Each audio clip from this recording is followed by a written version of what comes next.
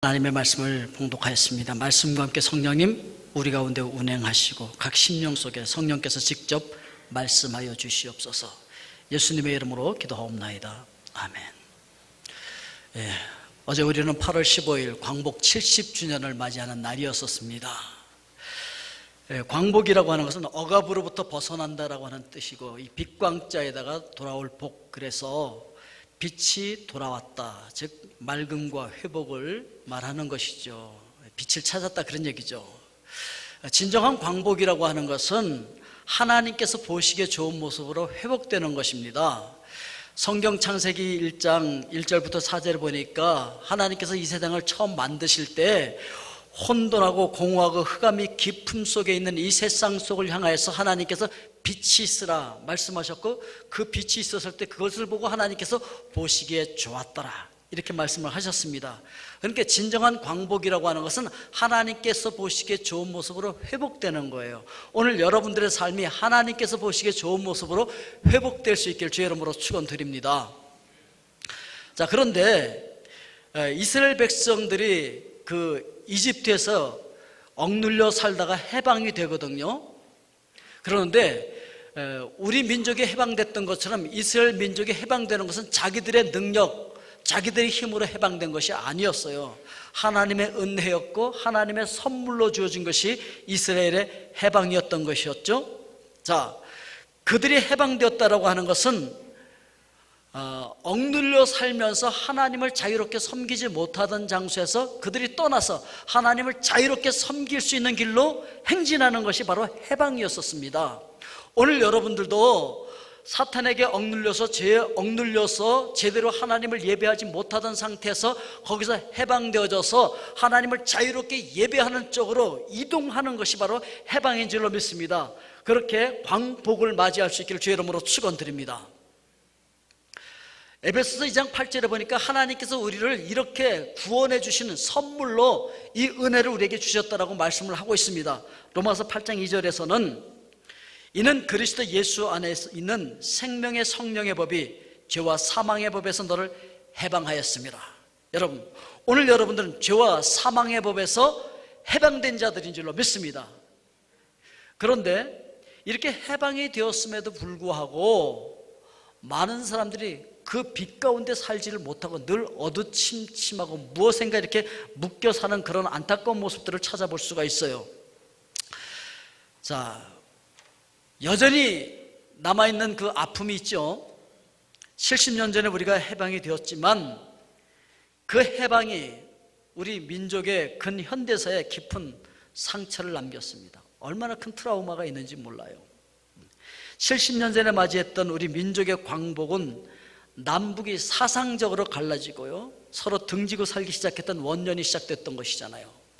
그래서 70년 전에 우리 민족이 광복과 더불어서 분단을 맞이하고요, 해방과 더불어서 대립을 맞이하고 자유와 더불어서 갈등을 맞이하게 되어서 광복의 기쁨과 더불어서 서로 아픔이 맞물려서 70년을 그렇게 살아온 거예요.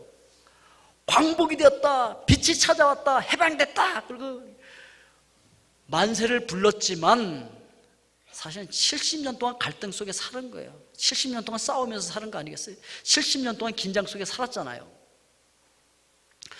우리 역시 죄와 사망의 법에서 해방되었음에도 불구하고 여전히 어둡고 여전히 고통스럽고 여전히 갈등 속에서 아파하며 살 때가 참 많이 있다는 것이죠. 그렇게 광복을 맞이했음에도 불구하고 여전히 자유를 누리지 못하고 마음껏 우리 삶 속에서 하나님 앞에 영적인 예배를 드리고 산제세를 드리지 못하고 여전히 흑암의 세력 가운데 갇혀 살 때가 참 많이 있다는 것이죠. 이게 안타까운 우리의 현실이에요.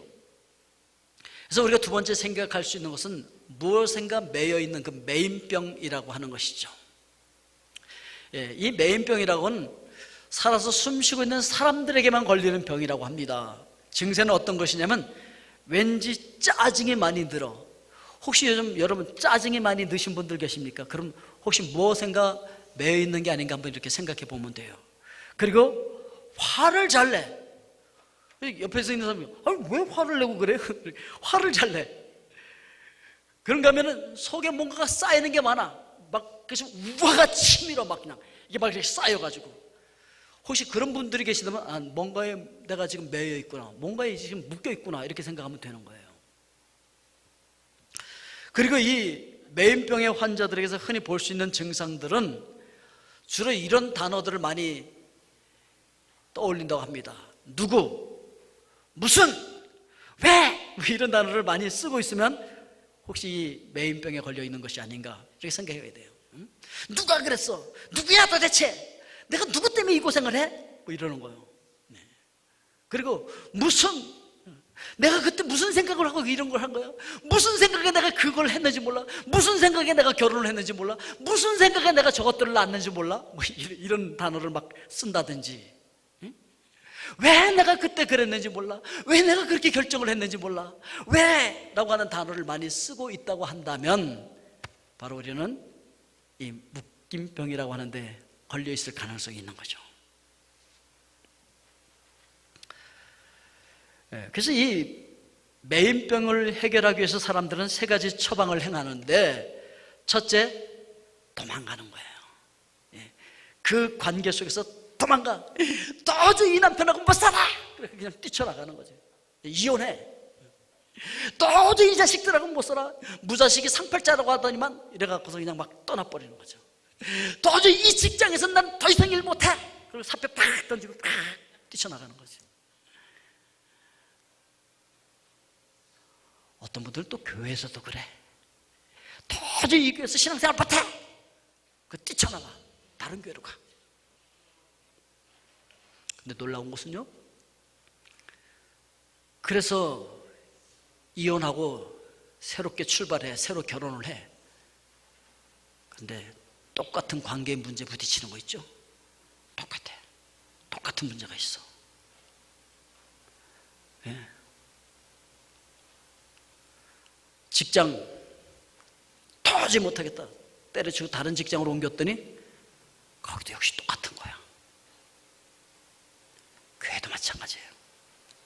도저히 여기서 신앙생활 못하겠다, 다른 교회로 옮겨. 똑같은 관계의 문제가 생기는 거 있죠. 이게 근데 진정한 해결책은 안 되는 거야. 그리고 세 번째는 용서를 찾는 이들, 그런 사람들도 더러 있더라는 거죠. 이게 희박해요. 근데 이렇게 하는 사람들이 있어. 근데 사실 이렇게 매여보지 않고, 이렇게 엉켜보지 않고, 이렇게 묶여보지 않으면 이거 잘 모르잖아요. 이 관계 이거 그냥 벌벌 떨리잖아요. 어쩌다 내가 이렇게 매여가지고, 어쩌다 내가 이렇게 이런 관계 속에 매여갖고, 정말 절망적이죠. 근데 그런 상황을 예수님은 이해를 하실까? 하시죠. 왜? 예수님도 그런 상황을 견뎌보셨으니까. 예수님은 3년 동안 똑같은 무리들과 늘 함께 다니셔서 늘 함께 걷고, 늘 함께 배도 타고 다니고, 늘 함께 같은 식탁에 앉고, 늘 함께 길을 걷고, 같은 목적지, 같은 집에 들어가고, 늘 같이 살았어요. 그런데 같이 다니는 그들이 뭐 호감이 가는 자들이 아니었던 거예요. 늘 예수님의 길에 부응하는 자들이 아니야. 늘 보면 비호감이야. 아유 그냥 꼴불견이야 보면. 하여튼 생각하는 거 하고는, 말하는 거 하고, 행동하는 거 하고는 정말 못 봐주겠어. 그런 제자들하고 같이 가는 거야. 거기 매여 있어. 그런데 말이에요, 겉으로 보이는 비주얼만 보는 게 아니에요. 예수님은 그들의 생각과 그들의 과거와 현재 생각과 그리고 미래까지 다 알고 계셔. 그래서 이것들이 나를 어떻게 배반할지 다 아셔. 아무리 얘기해줘도 의심하고, 내가 다시 죽었다 살아난다고 해도 의심하고, 죽었다 살아나서 탁 나타나도 의심하고, 그럴 거 미리 다 아셨어. 어떻게 배반하고 저주하면서까지 배반할 것까지 다 아셨어. 성질들은 어떻게 개떡 같은지 요한은 저 왼수들한테 불을 내립시다, 불을 뭐 이러고 말이에요. 베드로는 그 왼수의 그 귀를 칼을 가지고 쳐서 잘라버리고, 하여튼 성격들이 이렇게 모난 자들이야. 그런데 그런 자들과 꼼짝없이 스승과 제자의 관계를 묶여갖고서 지금 있는데, 아유 이것들을 그냥 다 쳐버리고 다시 뽑을까 제자들을? 우리 같으면 그런 생각이 충분히 들겠죠. 다시 시작할까? 자격도 안 되는 것들 다 없애버리고 좀 제대로 된 제자들 다시 뽑아갖고 다시 시작할까? 그런 마음이 들 수도 있어요.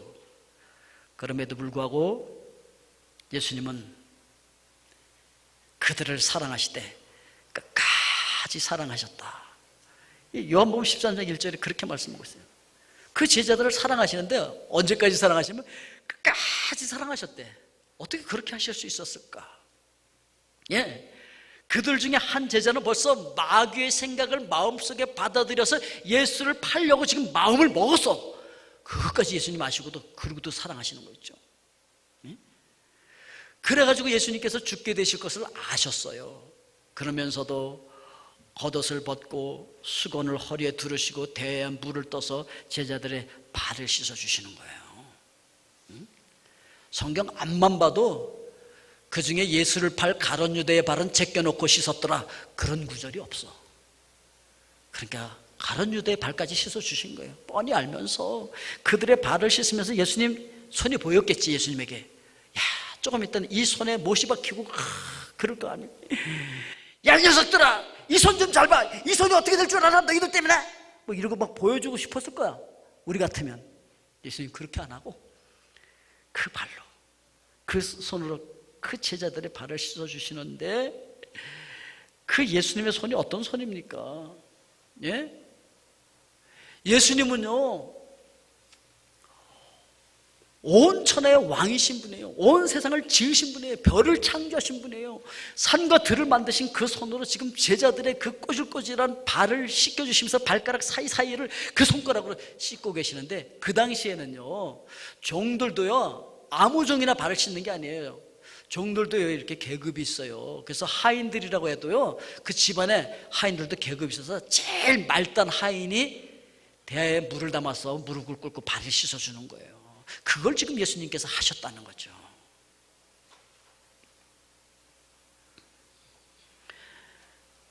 예수님께서는 그들의 발만 씻겨주신 것이 아니고 그들의 의심을 지금 씻어주고 있는 거예요. 예수님께서는요, 모든 온 천하 열방이 예수님 앞에 무릎을 꿇게 될 겁니다. 그런 존귀하신 예수님께서 지금 무릎을 꿇고 그 제자들의 발을, 그리고 자기를 모른다고 저주하면서 부인할 그 베드로의 발, 그리고 자기를 곧 팔아먹을 그 유다의 발을 지금 씻고 있는 것이죠.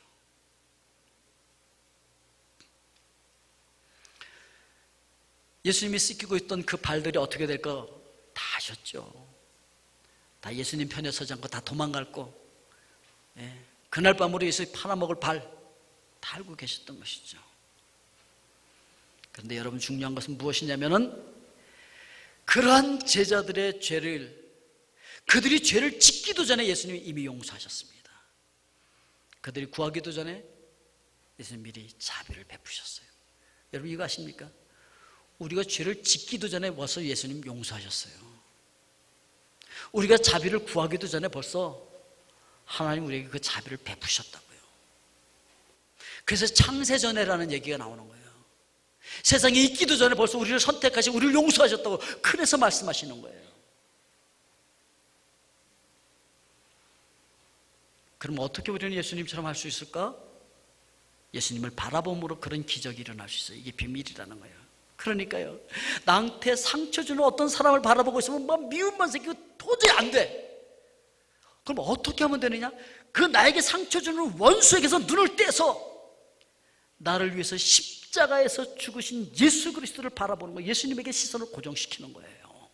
오늘 여러분, 여러분들의 마음을 아프게 하고 여러분들에게 상처를 주는 그 사람에게서 눈을 떼서 예수님에게 여러분들의 시선을 고정할 수 있기를 주 이름으로 축원드립니다. 그 예수 그리스도는 우리를 깨끗게 하시는 분이에요.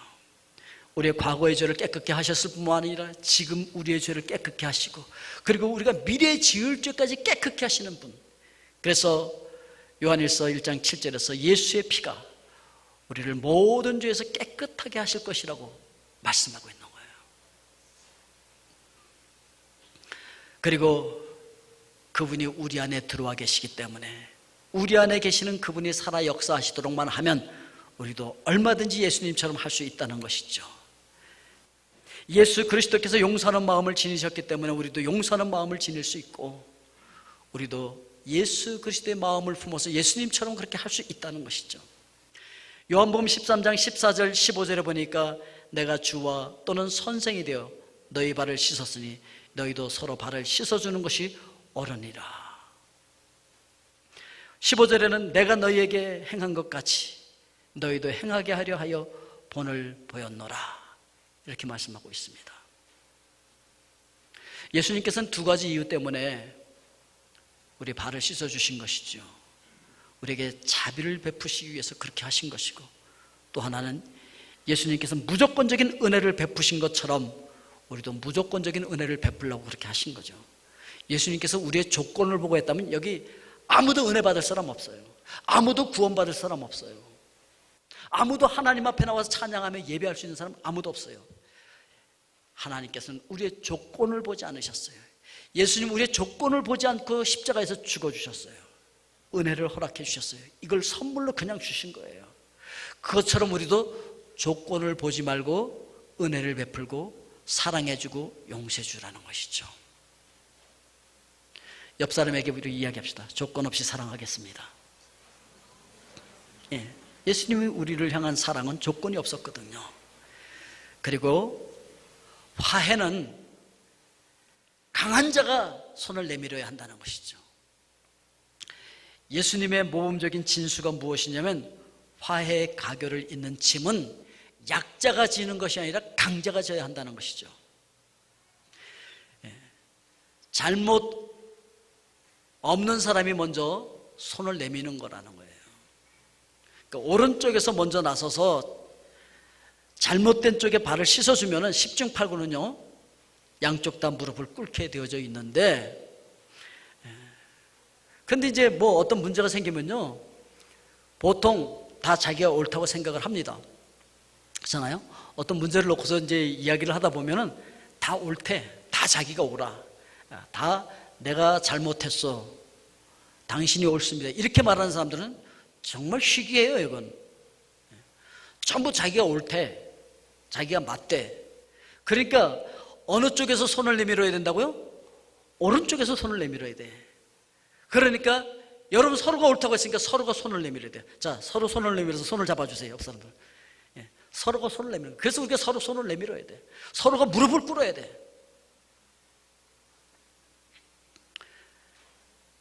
그래서 관계가 성공하는 것은 죄 있는 쪽이 벌을 받아서가 아니라 죄 없는 쪽에서 베푸는 긍휼 때문에 관계가 성공한다는 거예요. 자, 우리 관계 성공합시다. 자, 옆 사람에게 얘기하세요. 우리 관계 성공합시다. 어떻게 함으로? 죄진 사람가 벌을 받아야지. 너 아직도 벌을 안 받았잖아. 그러니까 관계 안 돼. 관계 영원히 안 돼. 그건 죄를 지은 사람이 벌을 받아서 관계가 성공하는 것이 아니라 죄 없는 쪽이 먼저 손을 내밀고 용서를 할 때, 그때 관계가 성공한다는 것이죠. 오늘 여러분들의 삶 속에 여러분들의 자비를 목말라 하는 누군가가 있습니다. 그렇습니다. 정말 진실로 나한테 자비를 좀 베풀어 줬으면 좋겠다. 그분이 조금만 마음을 열어줬으면 좋겠다. 이렇게 생각하는 분들 계시죠? 여러분들이 그렇게 생각할 수도 있고, 여러분들에게 누군가가 그걸 간절히 바라고 있어요. 좀 그렇게 좀 했으면 좋겠다. 조금만 나에게 자비를 베풀었으면 좋겠다. 이런 생각하는 사람 누군가가 있다는 것이죠. 그리고 누군가는 여러분들이 베푸는 은혜에 대해서 확신을 좀 갖기를 원하는 누군가가 있어요. 그분은 틀림없이 나한테 그 은혜를 베풀 거야. 틀림없이 배반하지 않을 거야. 틀림없이 나에게 그 은혜를 베풀고 끝까지 그렇게 할 거야 라고는 확신을 갖기를 원하는 누군가가 있다는 거지.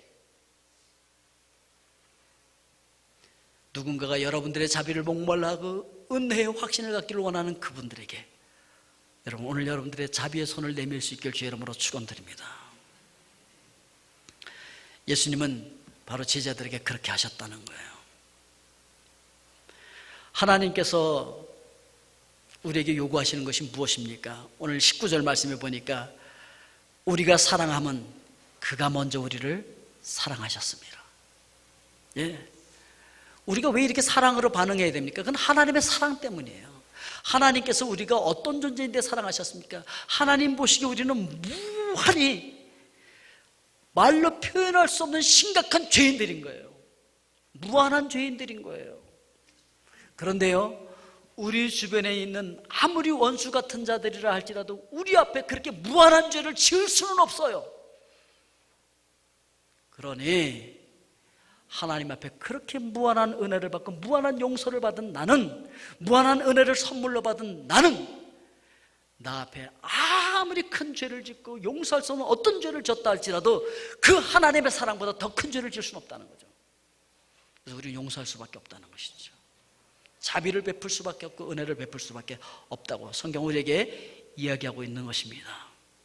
그 예수님께서는 우리에게 뭘 요구하느냐면요, 마태복음 5장 44절에 보니까 나는 너희에게 이르노니 너희 원수를 사랑하며 너희를 박해하는 자를 위하여 기도하라. 예, 지금 저 자막에는 개역 성경으로 지금 자막이 뜨고 있는데 개역 개정에는 조금 다르죠? 예.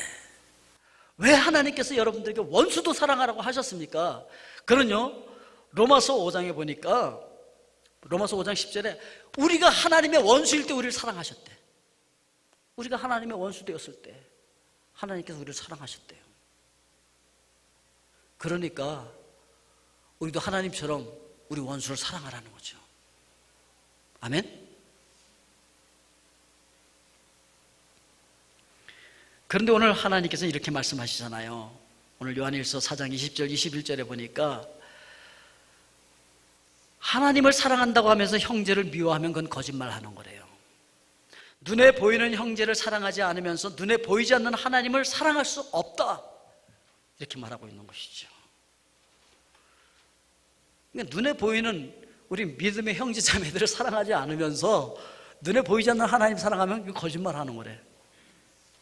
거짓말 우리 참 많이 하고 살았죠. 참 이쯤 되면은 마음에 많은 갈등이 있고 좀 괴롭고 좀 힘드실 거예요. 이 말씀을 들으면서 나는 왜 이 모양일까? 그럼 난 도대체 어떻게 된 존재야? 내가 크리스찬 맞아? 뭐 이러면서 갈등을 시작할 겁니다. 예, 어떤 분이 저에게 이런 글을 보내주셨어요. 제가 읽어드리겠습니다. 나는 크리스찬입니다 라고 하는 제목인데요, 나는 크리스찬입니다 라고 말할 때 나는 깨끗하게 살고 있다고 말하는 것이 아닙니다. 죄가 많지만 잃었던 나를 찾고 용서받고 있다고 속삭이는 것입니다. 나는 크리스찬입니다 라고 말할 때 나는 자랑으로 하는 말이 아닙니다. 나는 늘 휘청거리기에 목자이신 예수님이 필요하다고 고백하는 것입니다. 나는 크리스찬입니다 라고 말할 때 나는 강한 사람이라고 하는 것이 아닙니다. 나는 약하나 강력한 힘이 되시는 예수님을 의지한다고 고백하는 것입니다. 나는 크리스찬입니다 라고 말할 때 나는 성공을 자랑하려는 것이 아닙니다. 나는 실패도 많지만 그 실패를 딛고 다시 일어서도록 예수님이 용기를 주실 것을 믿는 것입니다. 나는 크리스찬입니다 라고 말할 때 나는 완전하다고 주장하는 것이 아닙니다. 나의 결점이 너무 많은데도 주님은 나를 귀하게 보신다는 것입니다. 나는 크리스찬입니다 라고 말할 때 나는 아직도 내 마음의 고통을 느낍니다. 그래서 나의 이 아픔을 예수님과 나누려 주님의 이름을 부르는 것입니다. 나는 크리스찬입니다 라고 말할 때 나는 당신보다 선하다고 말하는 게 아닙니다. 나는 단지 죄인이지만 하나님의 긍휼하심으로 예수 그리스도를 주님 삼게 되므로 죄사함을 받은 하나님의 크신 은혜를 받고 있다는 것입니다. 그렇죠. 우리 모두 다 부족하죠. 오늘 우리가 찬양 중에 고백했던 것처럼 늘 넘어지죠. 그러나 빛 대신 주님을 모신 자들로서, 광복을 찾은 자들로서, 빛을 회복한 자들로서 이제 주님처럼 반응하기 위해서 몸부림치는 자들인 것이죠. 또 하나의 글을 읽어드립니다. 운명을 바꾸어 놓은 하나님의 사랑이라고 하는 제목인데요, 뉴욕 매치의 투수이자 몬트리올 엑스포의 구원 투수로 명성을 날린 유명한 야구 선수 팀 버그라고 하는 사람의 이야기입니다. 메이저리그에서 명성을 떨치던 이 선수가 34살, 한창 잘 나갈 때 직업과 돈을 버리고 어느 날 야구계를 조용히 떠났습니다. 그가 받고 있던 연봉은 200만 달러, 한국 돈으로 22억 원이었습니다. 은퇴를 발표하는 기자회견도 없이 조기 은퇴길에 들어섰습니다. 그가 은퇴한 이유는 매우 놀랍습니다. 그는 5명의 아이들을 입양했는데 그 아이들을 돌보기 위해 은퇴를 결심했던 것입니다. 더 놀라운 것은 그가 입양한 아이들 모두가 장애가 있다는 것이었습니다. 큰딸 스테파니는 한국에서 조산아로 태어나 심장에 구멍이 뚫려서 부모에게 버림을 받았습니다. 그녀를 수술시키고 자기 딸로 입양했습니다. 둘째 라이아는 과테말라 남자아이로 갑상선에 문제가 생기고 정신질환이 있는 아이입니다.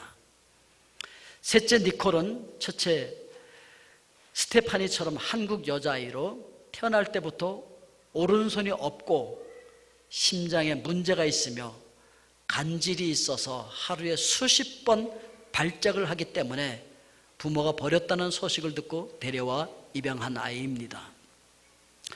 넷째 웨이는 다리에 장애가 있는 베트남 남자아이로 길거리에 버려진 아이였습니다. 다섯째는 둘째 라이안처럼 과테말라에서 태어난 여자아이입니다. 이 아이는 입술이나 천장이 갈라진 태어날 때부터 구순구개열이라는 소아 선천성 질병이 있어서 버림받은 아이였습니다. 그 아이를 딸로 입양한 후 치료해 주었습니다. 버크 부부는 앞으로 5명을 더 데려오기 위해서 방이 9개 딸린 집을 지어놓고 준비 중에 있습니다. 어느 날 몬트리올 한 병원에서 니콜이 심장 수술을 받았는데 그때 그는 몬트리올 엑스포트 팀에서 뉴욕 매치로 이적이 되었다고 하는 통지를 받고 떠나야만 했습니다. 수술 받은 지 1시간도 못 되어서 사경을 헤매는 딸의 생명을 지켜보느라고 안절부절 못하는 아내를 남겨두고 뉴욕으로 향해 떠날 때 그는 은퇴를 결심했습니다. 내가 있을 곳은 야구장이 아니라 아이들과 아내가 있는 가정이다 라고 느꼈던 것입니다. 버크는 이제 아이들 곁으로 돌아갔습니다.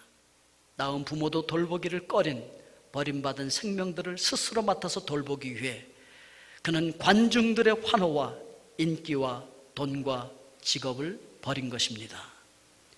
그는 그를 찾아간 기자들에게 이렇게 말했습니다. 내가 없어도 야구는 잘 되어 나갈 것입니다. 그러나 내 아이들은 이 아버지를 필요로 합니다. 그들을 돌봐줄 사람은 나밖에 없기 때문입니다. 그리고 그의 곁에 있던 버크의 아내도 조용히 이렇게 말을 했다고 합니다. 우리 아이들은 세상이 원치 않는 아이들일 거예요. 그렇지만 그 생명을 누군가 돌보아야 한다고 믿습니다. 우리는 뜨거운 가슴으로 그 일을 해낼 수 있을 것입니다. 우리는 불쌍한 이 아이들의 운명을 바꾸어 놓았습니다. 왜냐하면 이 아이들은 아무도 돌봐주지 않으면 죽을 수밖에 없는 아이들이었었으니까요. 그러나 이 아이들을 키우면서 우리 부부가 깨달은 것이 있습니다. 그것은 오히려 이 아이들이 우리의 운명을 바꾸어 놓았다는 사실입니다. 이 아이들은 우리에게 감사를 알게 하고 행복을 깨닫게 해주었습니다. 그리고 고통을 극복할 힘을 주고 참 그리스도인이 되게 해주었습니다. 참 그리스도인이 되게 해주었습니다. 주님의 빛이 우리에게 찾아왔다고 한다면, 우리에게 광복이 왔다고 한다면, 빛 대신 주님께서 우리를 찾아오셔서 우리를 하나님의 형상으로 회복해 주었다고 한다면, 그래서 그 예수 그리스도의 마음이 우리 속에 있다고 한다면, 우리도 주님의 이 밝은 빛을 어두운 세상을 비추는 빛으로 살아갈 수 있을 것입니다. 오늘 어두운 세상 속에 자그마한 빛이라도 발하는 예수 그리스도의 빛을 품은 하나님의 사람들 다 되실 수 있길 주의 이름으로 축원드립니다. 기도하겠습니다. 사랑의 아버지 하나님,